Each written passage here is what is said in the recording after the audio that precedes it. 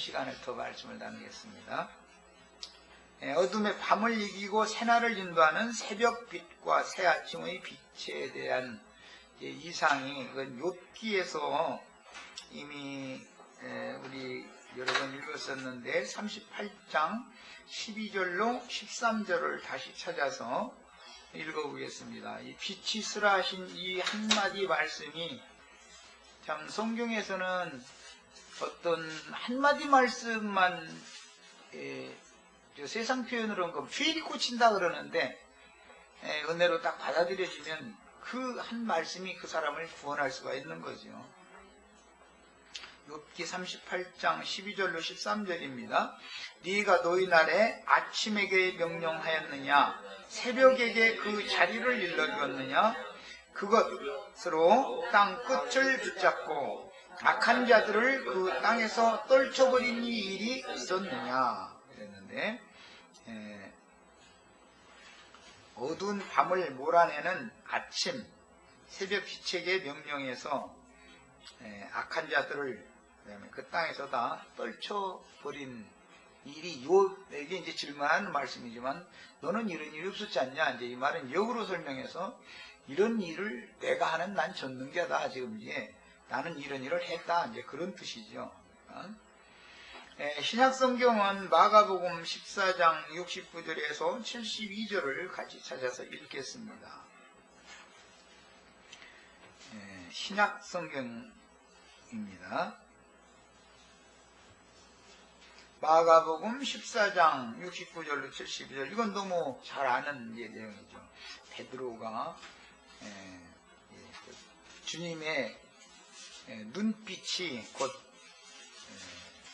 사람을 새롭게 하는 사람의 심령을 새롭게 하는 불꽃 같은 눈이다. 구약 성경에는 이제 이런 표현을 많이 했는데 예수님의 눈을 어떤 때에 어떻게 마주친다. 그 말은 예수님 불꽃 같은 눈이 나의 눈과 마주쳤다. 이제 이것은 어떤 큰 의미가 있는 것이죠. 하나님은 빛이시기 때문에 그 빛이 예수님의 눈을 통해서 이렇게 이제 발산되는 거니까 표현이 이렇게 된 거죠. 자, 69절로 72절 읽습니다. 여종이 그를 보고 곁에 서 있는 자들에게 다시 이르되 이 사람은 그 보당이라 하되 또 부인하더라. 조금 후에 곁에 서 있는 사람들이 다시 베드로에게 말하되 너도 갈릴리 사람이니 참으로 그 보당이니라. 그러나 베드로가 저주하며 맹세하되 나는 너희가 말하는 이 사람을 알지 못하노라 하니 달기 곧 두 번째 울더라. 이에 베드로가 예수께서 자기에게 하신 말씀 곧 달기 두 번 울기 전에 네가 세 번 나를 부인하리라 하시니 기억되어 그 일을 생각하고 물었더라. 이번엔 베드로후서 1장 19절을 읽겠습니다.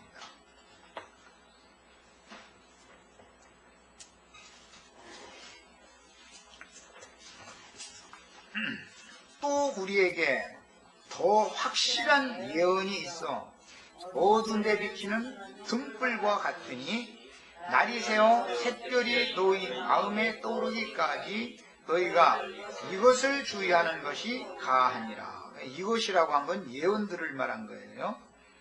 이제 이건 이제 베드로가 그 새벽빛, 그 새벽의 그 비침을 받는 것에 대해서는 체험적으로 예수를 부인할 때 그때 예수님의 눈과 마주친 그때가 새벽 닭이 올 때였었기 때문에 생명의 체험으로 어두운 가운데 빛이 있으라 하신 그 말씀을 이제 체험을 한 사람이죠. 빛이 있으라 하신 말씀 속에는 엄청난 비밀이 숨겨져 있는데 처음 하늘과 땅에는 이미 빛들이 있었고 땅의 생물들도 있었지만 물로 심판을 집행하신 하나님은 해를 명하여 뜨지 못하게 하셨고 별들을 봉하여 가두셨으니 천지는 어둠이 가득하였고 땅은 하늘과 완전히 차단되어 있었으며 그 당시에는 달이 없었으니 구속받은 사람들로 세우시는 주님의 교회가 아직 있기 전이었기 때문입니다. 하나님은 보응하셨던 새하늘의 해가 생명의 빛을 발하게 하셨으며 그 일을 위하여 반역에 가담하지 않았던 별들을 인도하는 광명한 새벽 별에게 명하여 여명의 빛을 발하게 하심으로 새날을 가져오게 하셨는데, 어둠과 사망 권세자가 밤새도록 권세를 부렸지만 이제는 달기 두 번째로 오는 새벽을 알리니 어둠의 권세자는 세력을 잃고 물러가게 되었고 새날이 밝아오게 되었습니다. 이런 비유는 우리가 지금 읽은 욥기 38장 12절로 15절에 암시되어졌고, 먼 훗날 어둠의 권세에게 붙잡힌 유대교의 지도자들이 예수님을 결박하여 자기네들의 공의회 아문에 끌고 가서 밤새도록 신문할 때 베드로와 제자들이 함께 예수님의 예언에 따라서 사단이 제자들을 일감으로도 하는 그런 시험을 당하게 됐습니다. 그래서 그 밤새도록 시험을 당한 후에 영적인 할례를 받고 천연적인 혼적 신앙이라는 것이 얼마나 허무하게 무너질 수밖에 없는지를 특히 베드로가 깊이 깨달았습니다. 그래서 그는 새벽별, 샛별이 떠오르는 것에 대해서 깊은 인상을 받은 사람이죠. 그날 밤새도록 시험을 당했던 베드로는 날이 새는 것을 알리는 달기 두 번째로 올 때 베드로의 마음에는 주님의 눈에서 바라는 광채가 비추어지니 자신이 사단에게 밤새도록 시험을 받아 크게 넘어졌었던 것을 깨닫고 뉘우치며 통곡했으며 완전한 새 사람으로 거듭나는 계기가 되었는데, 이런 체험이 없는 신자들인 영적 할례를 경험해보지 않은 신자들의 특징은 영적으로 굉장히 자신이 신실하다고 생각하고 영적으로 교만한 것이 특징이죠. 영적 할례를 경험하지 못한 사람들이 실제로는 예수를 더 잘 믿는 것 같이 이렇게 보이는 거죠. 그러나 이제 실제적인 어떤 상황이 오면 베드로와 같이 넘어진다는 거예요. 이제 이런 것을 성경이 이제 보여줍니다. 그 다음에 베드로는 이때의 체험이 강렬했지만 바울과 같이 정오의 빛을 본 상태가 아니었으므로 예언들을 깊이 상고하되 마음에서 샛별이 떠오르기까지 상고하라고 하였으나, 베드로는 특히 복음을 문을 여는 이제 그런 사도였기 때문에 새벽 빛에 대해서 인상을 깊이 받았고, 바울 사도 같은 경우는 정오의 빛을 이제 받은 것이, 그것은 다 성경이 말하고자 하는 어떤 의도가 있는 것이죠. 똑같은 빛으로 오신 주님을 만났는데 베드로는 새벽 빛으로 오신 주님을 만났고, 바울은 정오의 빛, 그보다도 사실은 더 밝은 빛이었다 이렇게 표현되었지만 어쨌든 정오쯤에 이제 그걸 체험했다고 했어요. 베드로는 새벽녘에 이걸 체험을 했죠. 이렇게 할 때는 이제 주님이 쓰시고자 하는 용도가 베드로와 바울이 서로 다르기 때문에 이제 이렇게 쓰시는 거죠. 그래서 우리는 정오의 빛을 받은 바울과 같이 확실한 빛을 받아야 하며, 빛을 받은 것은 사람마다 그 정도가 다르므로 어린 지체들을 함부로 판단하여 상처를 입히지 말고 인내로 양육해야 하겠습니다. 참 빛이 임하는 체험은 롯이 소돔성에서 떠나 작은 성인 소알성에 들어갈 때에 체험을 했습니다. 창세기 19장 23절에 보면 소알성에 들어갈 때 해가 돋았더라 이렇게 기록이 되어 있습니다. 그 다음에 야곱이 야복나루를 건너 브니엘을 지날 때 해가 돋았더라 라고 또 기록하고 있습니다. 이것은 모두 주님을 만나기 전의 소경이면서 밝히 본다 하고 있던 교만한 신앙인들을 상징하는 거죠. 그런 사람들이 체험적으로 빛으로 오신 주님을 만나는 체험을 이렇게 예시적으로 보여줍니다. 오늘 우리도 동일하게 빛이 있으라 명하신 조물주의 명령에 따라서 마음에 참 빛이 임하여 빛의 아들로 나아져야 하는데, 장사된 자의 무덤 속에서 빛을 만나면 새 생명을 얻은 자가 되고 이제부터 하나님 앞에 계수되는 시간들을 살기 시작하게 되는 겁니다. 그러니까 새벽빛을 본 것이 다가 아니죠. 그 빛으로 반드시 새벽빛으로 이제 나아져야 되지만 그게 다는 아닌 것이죠. 자꾸 더 밝은 정오의 빛으로 나가야 되는 게 밝아지는 거죠. 처음부터 정오의 큰 빛을 보는 사람이 있고 눈이 열리는 과정에서 사람들이 오고 가는 모습을 나무 같은 것들이 다닌다고 보이는 자들이 있어서 빛을 받는 문제는 각 사람의 그릇에 따라 다르며 점진적인 계시에 따른다는 것을 알 수 있으므로 더디 깨닫는 사람이라도 반복적으로 빛과 생명의 말씀을 들려주어야 하는 것인데, 문제는 이제 겨우 눈을 뜬 사람들이, 진리의 세계에 대해서 이제 겨우 눈을 뜬 이런 사람들이 자기는 밝게 본다고 자긍하기 때문에 그것이 오히려 어둠이 되어져가지고 더 밝은 빛 가운데로 나가기가 어렵게 만드는 요인이 될 수가 있다는 것이죠. 성경에는 이제 창세기 1장 3절에 빛이 있으라 하신 빛이 있었고 그 빛이 하나님 보시기에 좋았더라 그랬는데, 그 빛은 그리스도를 말하는 것이었기 때문에 신약에서는 갈릴리 바닷가에서 고기를 잡아서 생계주를 하던 제자들이 큰 빛을 봤다 그랬습니다. 이건 이사야 선지자가 이 창세기 1장의 말씀을 인용해서 흑암과 죽음의 그늘에 앉은 자들에게 큰 빛이 임한다 이렇게 예언이 됐고, 그 말씀을 실제로는 예수님께서 복음을 가지고 바닷가에서 고기를 잡던 갈릴리 바닷가의 그 제자들을 부르시는 것이 빛이 있으라 하신 말씀의 실제였던 것을 신약 성경에서 이제 확증을 해주는 것이죠. 그러니까 이제 예수님이 부름을 받았을 때 큰 빛이 임했기 때문에 그것은 햇빛이나 달빛이나 별빛과는 전혀 다른 어떤 빛이었죠. 그 큰 빛이 임했기 때문에 제자들이 뭐 어구들을 다 버려두고 자기 부침도 버려두고 이제 주님을 따라갔다 이렇게 표현이 되어 있습니다. 이 빛은 어둠도 사람들을 붙잡고 이끄는 힘이 있지만 빛도 강력하게 사람들을 붙잡고 이끄는 힘이 있다는 것을 알 수가 있는 것이죠. 그 다음에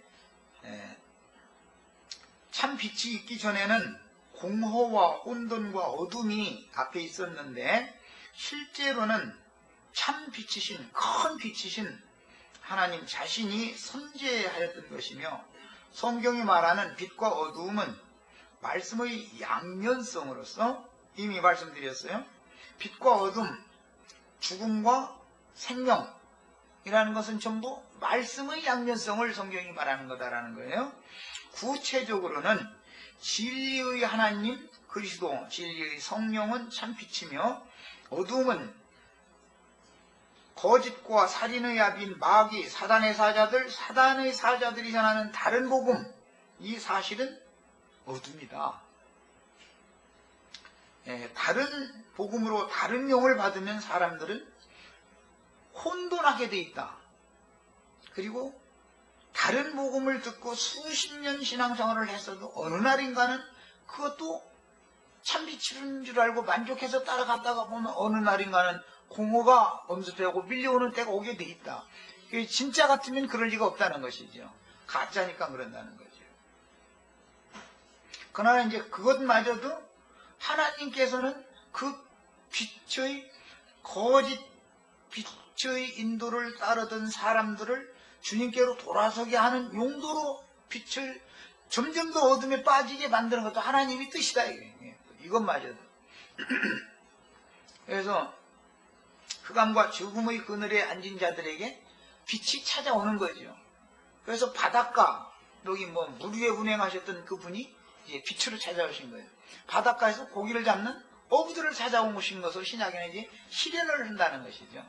이것은 모두 갈릴리 바닷가가 흑암과 죽음의 그늘이다 이제 그러는데, 꼭 갈릴리 바닷가라는 것은 상징이고, 우리가 세상에서 먹고 살기 위해서 뭔가를 생업을 위해서 열심히 일하는 거, 이건 지금 죽음의 그늘에 앉은 자들이 것이다.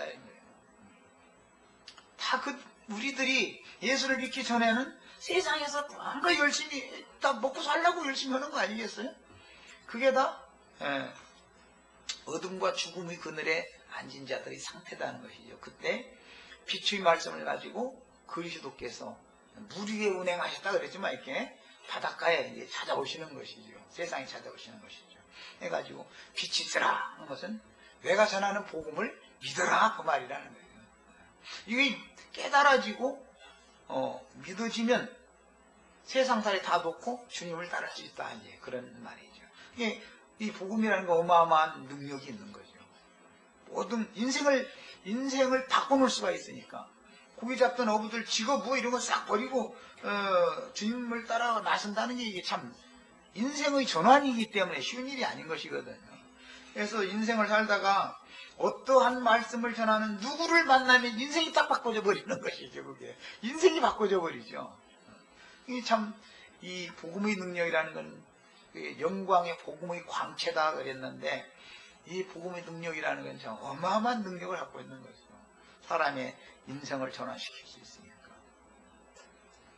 그 다음에 창세기 1장 3절로 5절, 요한복음 1장 1절로 9절에서 심판받은 피조세계인 혼돈과 공허와 깊은 어두움의 세상에 생명의 참 빛이신 아들을 보내어 근원적인 생명의 빛을 발하게 하신 첫째 날에 대한 상징이 이제 요한복음 1장 1절에서 9절에 나타나고, 지금 내가 설명을 한 것처럼 갈릴리 바닷가에서 고기를 잡아서 생계유지를 해서 하든지 일상생활을 하던 걸 말하는 거예요. 그 갈릴리 바닷가에 빛이신 참 빛이신 하나님이 찾아오셔서 제자들을 불러내는 거예요. 제자들을 불러내는. 그게 참 빛이 임한 거예요, 그것이. 그래서 이 빛을 생명의 빛 혹은 참 빛이라고 하며, 빛이신 하나님의 아들 예수 그리스도는 모든 피조물보다 먼저 나신 자이니 새 창조인 빛의 세계에 속한 만물과 만상들과 만사들 곧 새하늘과 새 땅의 만유는 그리스도 안에서 그분으로 말미암아 그분을 위하여 창조된 것이었습니다. 창세기 1장 1절서부터 다 그분 안에서 그분을 위하여 그분으로 말미암아 이게 다 창조된 것이다 라는 건 이미 여러 번 말씀드렸습니다. 어두움은 세상은 어둠에 둘러싸여 있고, 그 다음에 빛과 어둠을 나누는 것은 모두 다른 복음과, 즉 뱀의 교훈과 주님의 진리의 증거를 통해서 빛과 어둠을 자꾸 분별해내는 것인 것을 알 수 있어요. 이것이 이제 성경의 구조입니다. 그 다음에 세상은 어둠에 둘러싸였으며 천국은 빛의 세계이니 세상신 마귀는 어둠의 근원자요 세상 사람들은 어둠의 자식들이며, 세상신 마귀라고 하면은 추상적이지만 뱀의 교훈인 것이죠. 실제로는 성경의 외면성을 말하는 거예요. 문자대로의 성경이라는 것이 사실 알고 보면 어둠이다. 그래서 로마서 1장에 보면 어둠에 있는 자들의 스승을 자처하고 있지만 사실은 오히려 그 스승들이 오히려 어둠으로 사람들을 다 이끌어간다는 걸 이게 성경이 지적하고 있습니다. 이게 참 비밀이죠, 이런 게.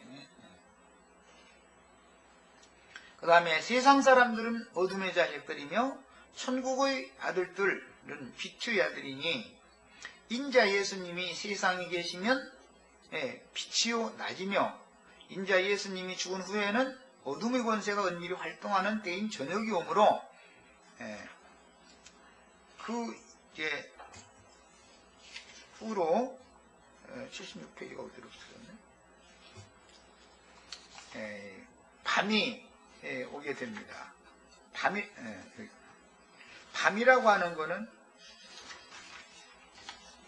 어두움의 권세가 활동한다, 그런 뜻이죠.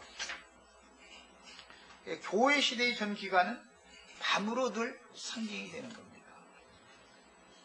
지금은 이제 밤이 다 지나가고 새날이 지금 이제 눈앞에 있는 새벽녘이 또 온 것이죠. 예수님이 오셔서 구속을 이루실 그때가 어두운 밤이 지나고 새날을 이끌어오는 한 시기였다면 또 이제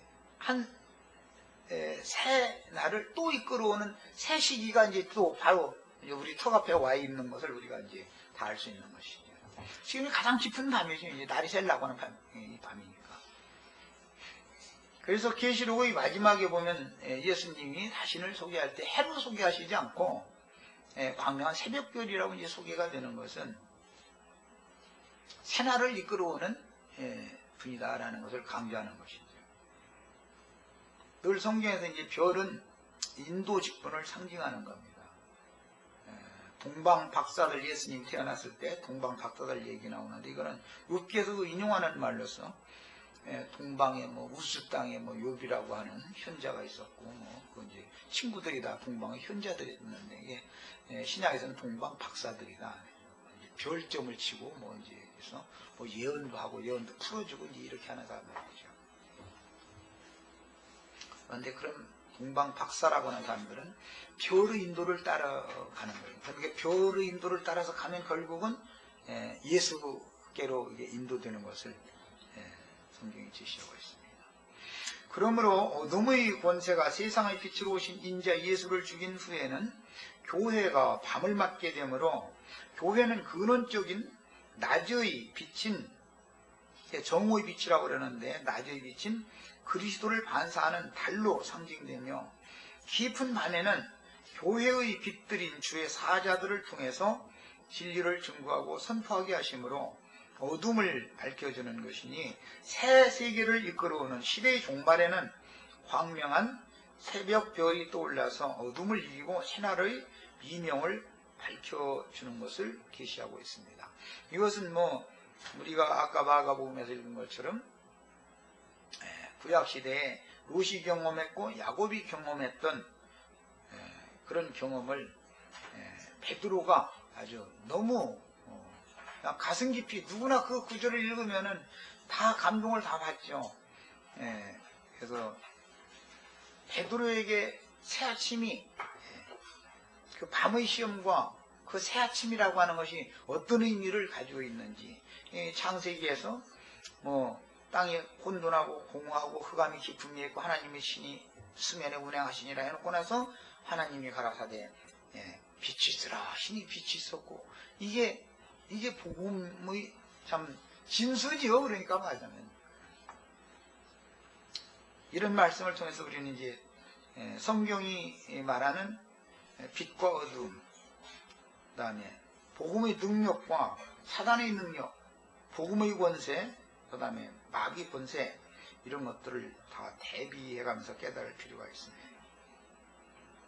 빛이라고 번역한 이 히브리어의 오르는 정관사 하가 붙은 그 빛으로서 로고스 말씀 안에 계신 그리스도의 지혜와 지식으로 진리를 깨닫게 되는 지혜와 계시의 영이며 신약의 용어로는 영광의 복음의 광채를 의미하므로 세상의 빛으로 아버지의 보내심을 받은 아들이 자기 땅 자기 백성들에게 오셨을 때, 즉 인자 예수님이 어둠에 잡힌 자기 백성들을 계몽하여 빛의 세계로 인도하실 때를 성경에서는 낮이라 그럽니다. 이것은 이제 다음에 빛을 낮이라 하시고 어둠을 밤이라 하셨다.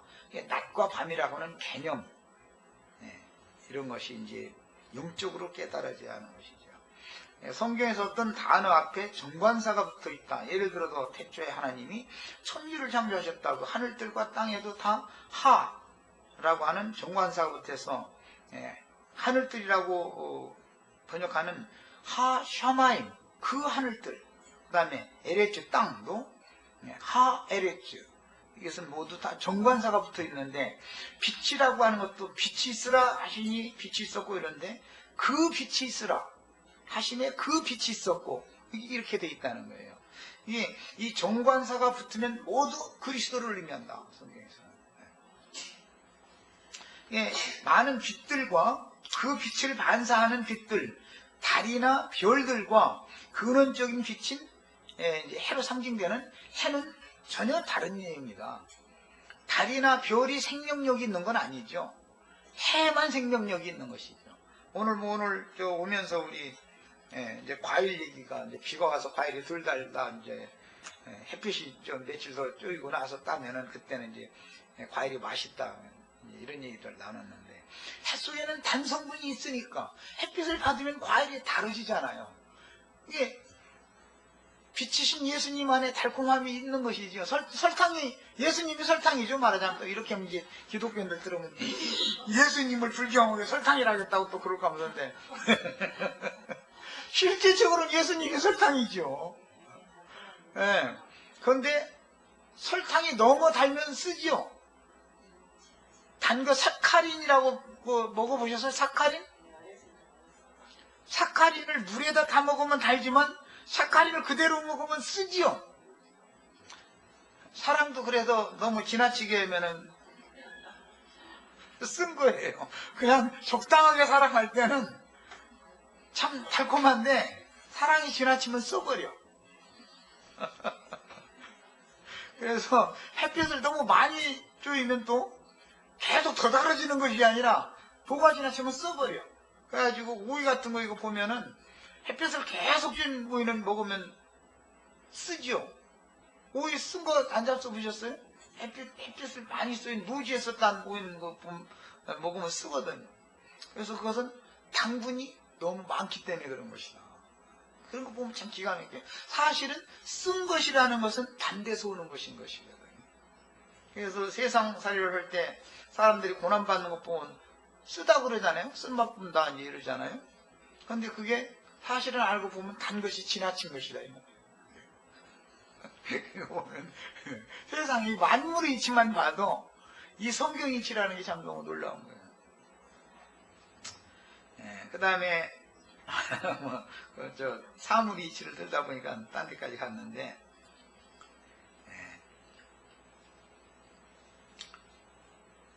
빛이라고 하는 이 히브리어 오르는 그냥 빛이 아니고 하오르이기 때문에 정관사가 붙어서 그 빛이 있으라 하시니 그 빛이 있었고 그 빛이 하나님을 보시기에 좋았던 것이지, 그러면 그 빛이 아닌 마귀도 빛이지요. 그러니까 이게 성경의 어떤 표기라는 것은 오류가 없다는 것을 알 수 있는 거예요. 아주 정확하죠. 그래서 그 빛 이야기하면 이것은 정관사가 다 붙으면 꼭 그리스도만을 말하는 거다. 그리스도를 말한다. 그래서 로고스 말씀 안에 계신 그리스도의 지혜와 지식으로 진리를 깨닫게 되는 지혜와 계시의 영이 정관사가 붙은 오르, 하오르입니다. 신약의 용어로는 영광의 복음의 광채를 의미하므로 세상의 빛으로 아버지 보내심을 받은 아들이 전하는 복음이라고 하는 것은 영광의 복음의 광채였던 것이죠.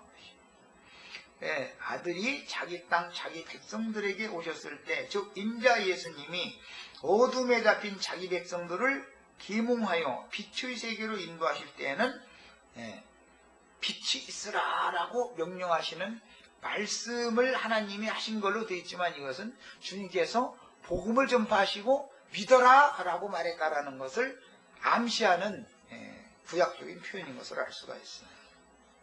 믿으면 빛이 내 속으로 들어오는 거죠. 믿음으로 받아들인, 깨달아가지고 믿으면. 어둠의 자식들인 유대교 지도자들과 수많은 유대교인들, 그리고 로마 총독과 그의 군병들에게 인자 예수님이 죽임을 당한 후에는 어둠의 권세가 세상의 권세를 잡은 밤이 되었으며, 달로 상징되는 교회는 세상의 어둠, 밤을 비추는 역할을 하는데, 달 자체가 빛을 발하는 건 아니죠. 햇빛을 받아서 반사하는 것이죠.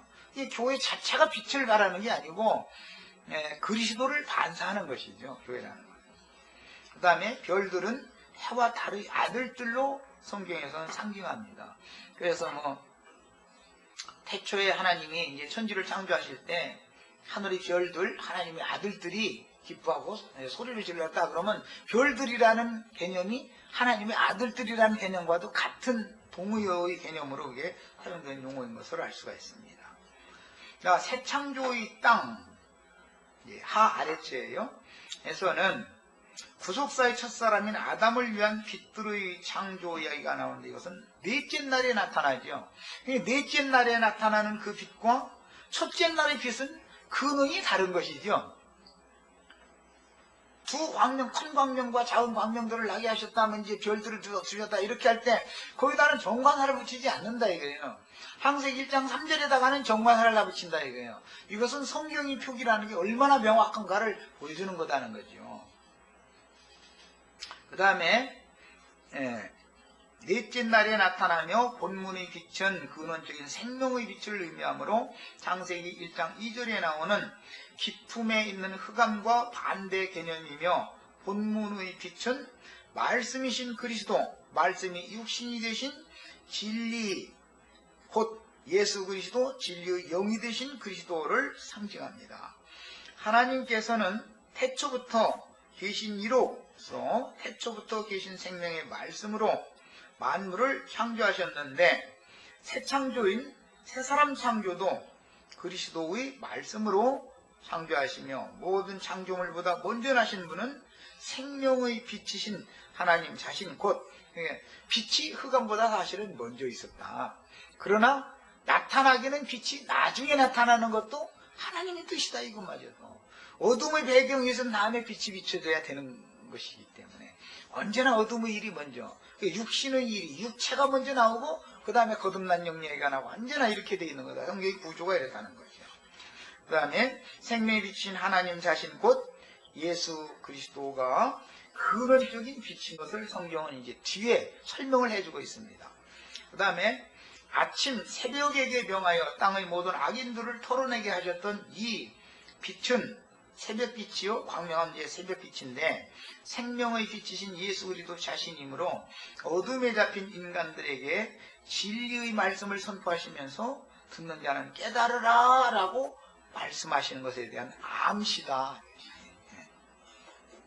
그래서 이런 암시가 실제적인 구속사를 설명할 때는 예수 그리스도의 부활의 날 새벽 비명에 무덤 밖에서 주님을 만난 빛의 자녀들에게는 이 말씀이 응하는 것이고 부활에 관한 예수 그리스도의 부활에 관한 말씀을 전혀 깨닫지 못하고 어느 날 허공에서 뭐 마지막 나팔 부는 천사가 나타나가지고 나팔 불게 되면 저기 자기 공동묘지에 붙여있는 고조 할아버지가 꼴떡꼴떡 가위를 한다. 이제 이렇게 믿는 사람들에게는 빛이 쓰라는 창세기 1장 3절의 말씀이 영원히 이루어지지 않는 거다. 여전히 그들의 영혼은 심판의 물이 덮고 있는 중이고 빛이 기품에까지 추가가 되지 않을 수밖에 없는 거다는 거죠. 그래서 이제 물이라는 건 말씀을 말하는 건데 아랫물과 윗물을 나눠야 되는 것이고 물을 깊은 곳으로 다 모이게 하고 거기는 이제 심판에 버려두는 곳이고 무튼 드러나게 돼야만 빛을 바라고 있는 하늘과 땅이 맞닿는 역사가 이제 드디어 있는 거다. 이게 부활 체험을 상징하는 거다. 그래서 그게 창세기에서는 이제 사흘 되던 날 무치 드러나는 날이잖아요. 이게 성경이라는 것은 모두 이처럼 복음을 영적인 사실들을 설명하기 위해서 그런 아주 이제 그 상고시대 때의 어떤 물질계의 일어난 사건들이 모두 복음이라는 것을 깨닫게 해주는 어떤 표상들이다라는 것을 우리는 영으로 이것을 다 깨달아야 되는 것입니다.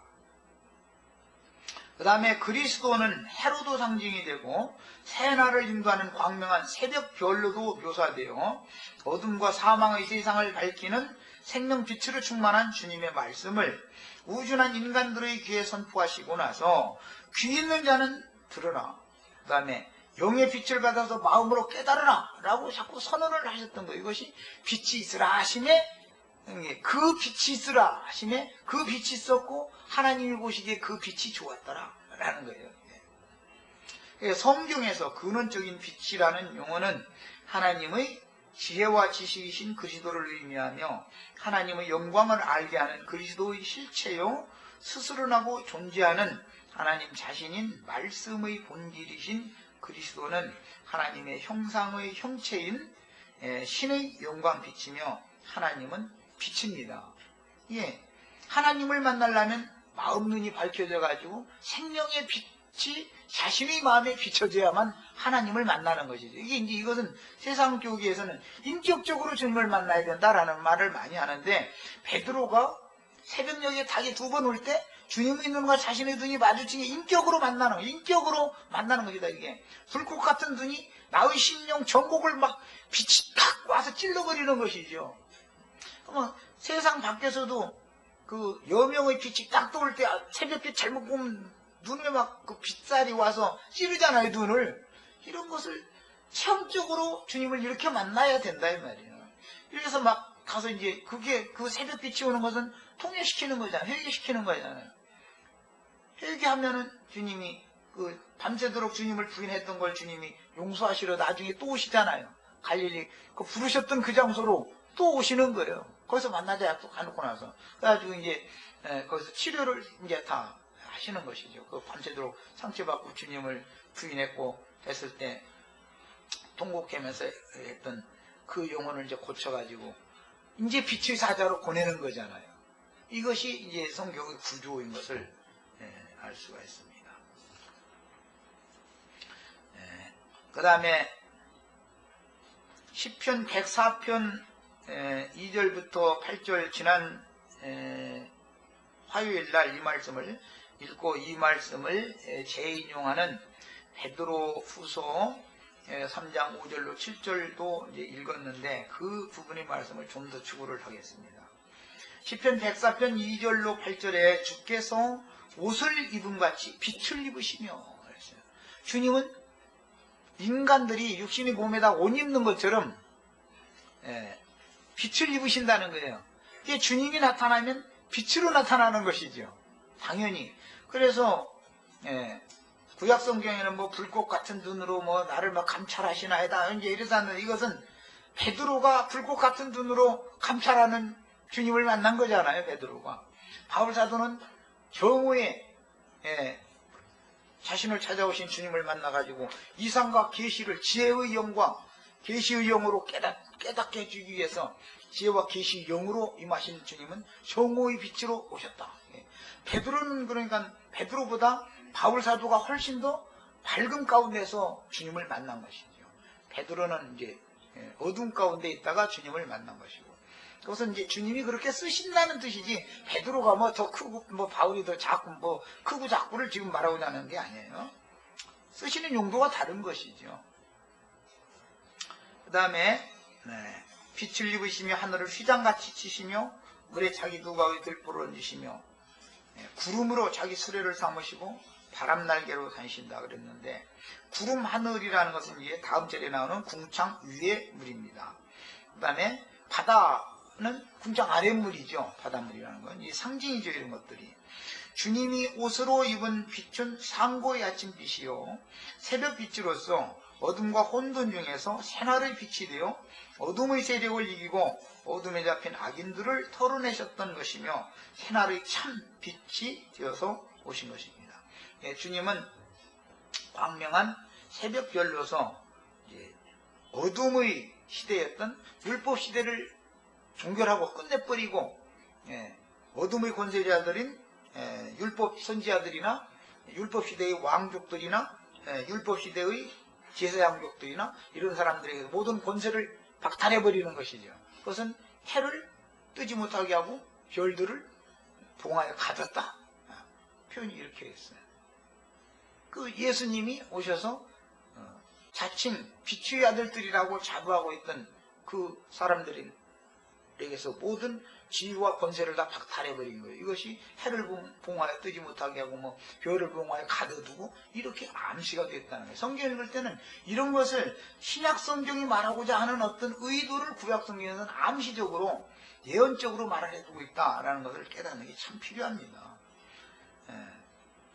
바람을 자기 사신으로 삼으시고 불꽃으로 자기 사역자를 삼으시며 땅의 기초를 놓으사 영원히 흔들리지 아니하게 하셨나이다. 이 말씀은 히브리서에서 바울 사도가 이제 이 말씀을 인용해 가지고 하나님은 천사들을 바람으로 불꽃으로 삼으신다. 아브라함의 자손들을 위하여 종으로 섬기라고 보내신 종들이다. 천사들이. 천사 숭배를 하려고 하지 말고 인자로 오신 예수, 그분이 참 하나님인 사실, 그분이 참 메시아인 사실을 믿어라라는 걸 이제 강조를 하는데 이 말씀을 인용하고 있죠. 그 다음에 성경은 이렇게 근원적인 처음 하늘과 땅의 창조와 그때의 세상을 물로 심판하셨다가 궁창 위의 물과 궁창 아래의 물로 나누심으로 뭇을 드러나게 하여 새 창조를 하신 사실을 기록해 나가고 있습니다. 베드로후서 3장 5절로 6절을 우리 개역 번역만 가지고는 좀 이제 어렵기 때문에 몇 가지 참조가 될 만한 번역본들을 읽어드리겠습니다. 우리는 베드로후서 3장 5절로 6절을 다 펴놓습니다.